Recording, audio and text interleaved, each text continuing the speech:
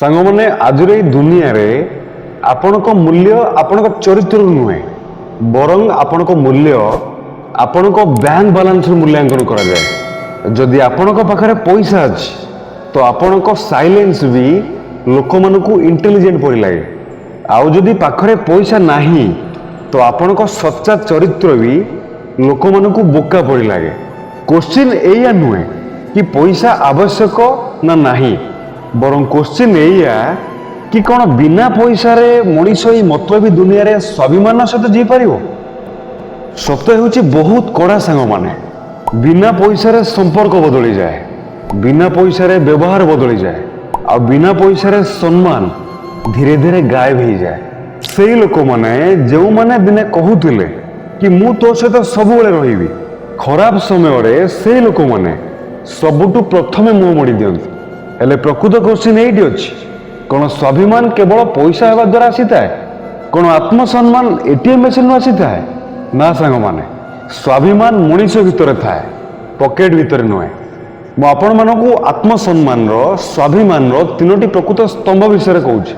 Number 1, ସଚ୍ଚୋଟତା। ଯେଉଁ ମଣିଷ ପାଖରେ ପଇସା ନାହିଁ କିନ୍ତୁ ସଚ୍ଚୋଟତା ଅଛି, ସିଏ ଗରିବ ହୋଇପାରେ ସତ କିନ୍ତୁ କମଜୋର ନୁହେଁ, ସିଏ ମୁଣ୍ଡ ନୁହେଁନି, ସିଏ ବିକ୍ରି ହେଇଯାଏନି କିମ୍ବା ଭୁଲ ରାସ୍ତାରେ ବି ଯାଏନି। ନମ୍ବର 2, ଆତ୍ମନିର୍ଭର ଚିନ୍ତାଧାରା। ସ୍ୱାଭିମାନ ମାନେ ଏଇଆ ନୁହେଁ କି ଆପଣ କେବେ ବି ସାହାଯ୍ୟ ମାଗନ୍ତିନି। ସ୍ୱାଭିମାନ ମାନେ ହେଉଛି ବାରମ୍ବାର କାହା ଆଗରେ ହାତ ପାତିବାର ଅଭ୍ୟାସ ନ କରିବା। କମ୍ ରୋଜଗାର କର କିନ୍ତୁ ନିଜେ ପରିଶ୍ରମ କରି କର। ସିମ୍ପଲ ଜୀବନଯାପନ କର କିନ୍ତୁ ନିଜ ରୁଲ୍ ହିସାବରେ ଜିଅ। ନମ୍ବର 3, ସଂଯମତା ଆଉ ଧୈର୍ଯ୍ୟ। ସାଙ୍ଗମାନେ, ବିନା ପଇସାରେ ଜିଇବା ମୁସ୍କିଲ ହେଇଥାଏ କିନ୍ତୁ ବିନା ସ୍ୱାଭିମାନରେ ଜିଇବା ଅସମ୍ଭବ ହେଇଥାଏ। ଧୈର୍ଯ୍ୟ ରଖନ୍ତୁ, ଏଇ ସମୟ ବି ଚାଲିଯିବ।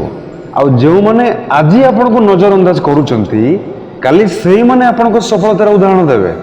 ସାଙ୍ଗମାନେ, ଆଜି ମଧ୍ୟ ଏଇ ଦେଶରେ ଲକ୍ଷ ଲକ୍ଷ ଲୋକ ଏମିତି ଅଛନ୍ତି ଯେଉଁମାନଙ୍କ ପାଖରେ ଦାମୀ ପୋଷାକ ନାହିଁ, ବଡ଼ ଗାଡ଼ି ନାହିଁ, କିନ୍ତୁ ସେମାନଙ୍କ ମାଙ୍କ ଆଶୀର୍ବାଦ, ବାପାଙ୍କ ସ୍ୱାଭିମାନ ଏବଂ ସେମାନଙ୍କର ନିଜସ୍ୱ ପରିଶ୍ରମ ସେମାନଙ୍କୁ ଜୀବିତ ରଖି ଆସିଛି। ସେମାନେ ନୁହଁନ୍ତିନି, ଭାଙ୍ଗନ୍ତିନି, ଆଉ ଖରାପ ବି ହୁଅନ୍ତିନି। ହଁ ସାଙ୍ଗମାନେ, ବିନା ପଇସାରେ ଏଇ ଦୁନିଆରେ ଆପଣଙ୍କୁ କମ୍ ସମ୍ମାନ ମିଳିବ, କିନ୍ତୁ ମନେ ରଖନ୍ତୁ, ଯେଉଁ ସମ୍ମାନକୁ ପଇସା କିଣି ନିଏ ତାହା ସମ୍ମାନ ହେଇନଥାଏ, ଆଉ ଯେଉଁ ସମ୍ମାନ ସଂଘର୍ଷ ପରେ ମିଳିଥାଏ ତାହା ହିଁ ହେଉଛି ପ୍ରକୃତ ସ୍ୱାଭିମାନ। ଯଦି ଆଜି ଆପଣଙ୍କ ପାଖରେ ପଇସା ନାହିଁ ତ ଲାଜ କରନ୍ତୁନି। ଲାଜ ସେବେ କରିବେ ଯେବେ ଆପଣ କିଛି ଭୁଲ ରାସ୍ତାରେ ଯିବେ। ସମୟ ଆଗରେ ମୁଣ୍ଡ ନୁଆନ୍ତୁ କିନ୍ତୁ ପରିସ୍ଥିତି ଆଗରେ ନୁହେଁ। ମନେ ରଖନ୍ତୁ, ପୁଣି ଥରେ ଟଙ୍କା ରୋଜଗାର କରାଯାଇପାରିବ, କିନ୍ତୁ ଥରେ ସ୍ୱାଭିମାନ ଚାଲିଗଲା ପରେ ମଣିଷ ଜି ଥାଉ ଥାଉ ମରିଯାଏ। ଯଦି ଏଇ କଥା ଆପଣଙ୍କ ହୃଦୟ ପର୍ଯ୍ୟନ୍ତ ପହଞ୍ଚିଥାଏ, ଆପଣଙ୍କ ମନକୁ ଛୁଇଁଥାଏ, ତ ଆମର এই ଭିଡ଼ିଓକୁ ଲାଇକ୍ କରନ୍ତୁ, କମେଣ୍ଟ କରନ୍ତୁ, ସେୟାର କରନ୍ତୁ, ଆଉ ଆମ ଫ୍ୟାମିଲି ସହିତ ଯୋଡ଼ି ହେବା ପାଇଁ ଆମର এই ଚ୍ୟାନେଲକୁ ସବସ୍କ୍ରାଇବ୍ କରିକି ହିଁ ଯାଆନ୍ତୁ। ପୁଣି ଦେଖା ହେବ ଆଉ ଗୋଟେ ନୂଆ ଭିଡ଼ିଓରେ। ସେ ପର୍ଯ୍ୟନ୍ତ ମନେ ରଖିଥାନ୍ତୁ। ଧନ୍ୟବାଦ।